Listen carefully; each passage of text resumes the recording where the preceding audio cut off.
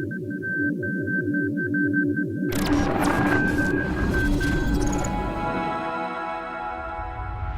Star Wars Weekly Roundup. That's right. This week, we got a couple cool things for you. Just like the last 2 weeks, I'm going to start this off with the book review. This week, I'll be looking at The Art of The Mandalorian. This is a book from Abrams that is coming out December 1st. Like, essentially, all of these Star Wars art books before it is written by Phil Szostak with a foreword by Doug Chiang. And I'm going to talk to you guys for a little bit if you've read the art books and if you haven't. If you've read the art books before, you already know what they're bringing to the table with Phil. It's a lot of behind-the-scenes stuff. It's a lot of concept art, and you are not going to be disappointed. One thing that I really loved about this book, and I'm going to try to maneuver it around the microphone here, is just how much art is in this. Because, y'all, this is the entire first season of The Mandalorian in an art book. There's a chapter for every single episode. So as opposed to just one film, right? You're getting an entire season of content and concept drawings and descriptions. Like, look at this beautiful stuff right here. This is one of my favorite pages. I'm going to get it on the camera nicely. This was an original concept when Boba Fett right there was still a part of it. When they were thinking he might be the lead. And Phil and the rest of them, Dave Filoni obviously has a bunch of quotes in here.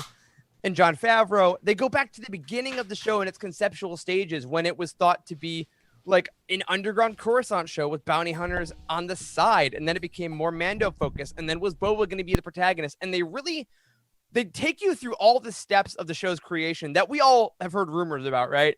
We all have heard like, oh, well, I heard it was this. And then we watch Star Wars Gallery and we're like, okay, I get a little more.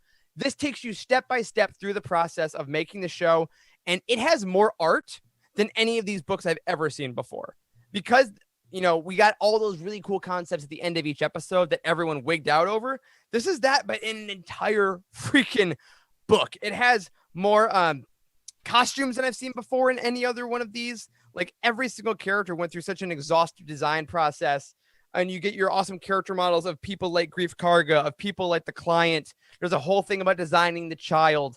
All the Mando armor, different kind of combinations, all the stormtroopers, like the pure volume of things you're getting in this book is really astounding. And I love it because it's a combination of Filoni acting as producer, creator, and writer, Favreau acting as writer and producer, Doug Chiang being like, yeah, I worked on the Phantom Menace and all these things. And this time we had about half the budget, about a third of the time, and needed to fill like 3 times as much content space.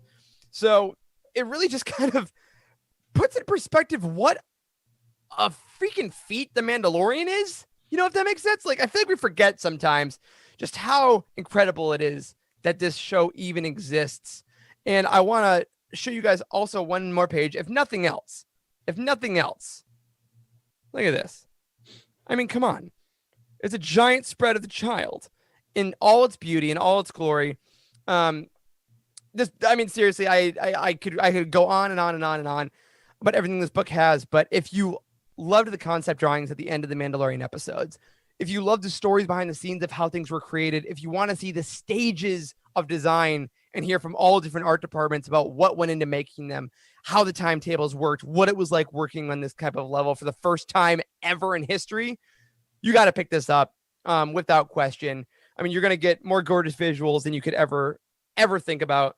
And this is from Abrams Books, who I will say thank you. They did send this to me, full disclosure. It's coming out in December.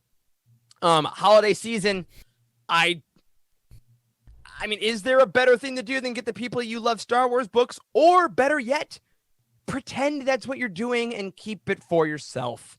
So, The Art of the Mandalorian, technically season 1 is going to be out coming in this December. It is a must-have for any fan of the show. And even if you maybe have been a little lukewarm on some of the previous art books, you cannot beat the amount of concept design you're getting with this volume. So highly recommend. It's probably my favorite one out of the ones I've seen so far, from Solo, The Last Jedi, Rise of Skywalker, and this. They've really outdone themselves. And Art of the Mandalorian, get on it. All right, what do you think, guys? Did I pitch you? Are you going to get it? Do you want it now? It looks super thick. Look at the size of that thing. It's a thick ass boy. There it is. It is thick. Yeah, it's a gem. So pick it up. Youtini.com. We got a link for it. All your Star Wars reference book needs. Additionally, on the Star Wars Weekly Roundup, y'all, we mentioned it last week, but a couple of us watched the Lego Star Wars Holiday Special, and I just wanted to give a couple minutes to it. Corey, I know you watched it. What did you think of this new entry into the Star Wars canon? Not really? Maybe. Corey, do we have you? Oh no! I was muted. Sorry. Oh, there we go. Yeah, sorry. Very confusing. If this is like what exactly role this has in canon, because they did say previously that everything that happened going forward is canon, and technically this happened. And is it canon? Did Rey go into the? Let's see here. Actually, how much do we want to spoil about this? Has everybody watched the holiday special? It's not been very long. Wes, you haven't yet. I haven't, but y'all don't care. Minor due to me, right? Yeah, minor spoilers ahead. Does Rey go into the world between worlds? It certainly kind of seems like it. I think at the end of the day, if you're looking at a Lego holiday special of Star Wars and being like, this may not mesh up with the canon timeline, then maybe have a glass of eggnog and breathe for a second. Yeah, because right. this is it's a time travel story essentially. This was in the trailer for it, so I think we can spoil that. Yes, that's true. There's a time travel element where Rey gets to essentially go through and meet Jedi and Sith and characters from all over the galaxy, from all the different eras. There's some hilarious Kylo Ren stuff, and I honestly, guys, I was surprised at how meta they went with it. It was really good. Like they openly made fun of the old holiday special a lot. Like they made fun of a lot of the like really goofy scenes in the films. Young Luke was hilarious. I loved it. I thought it was a lot of fun. Like it was really fun. I teared up during one scene. I can't remember what it was, but there was a scene that made me tear up. It's a freaking kids Lego show. I don't remember exactly what it was, but it was really neat kind of seeing it all come together. Yeah, I mean, have fun with it. If you haven't watched it yet, highly recommend it. It's 40 minutes. It'll make you happy. Get the ones you love together in your house and just throw it on. I honestly, I think it might be a fun annual tradition of like just watching the fun holiday special instead of wanting to gouge your eyes out at the old holiday special. How dare you? All right, guys. Next week, Wes is going to defend the holiday special. And let me. Big Jefferson Starship fan here. It's so bad.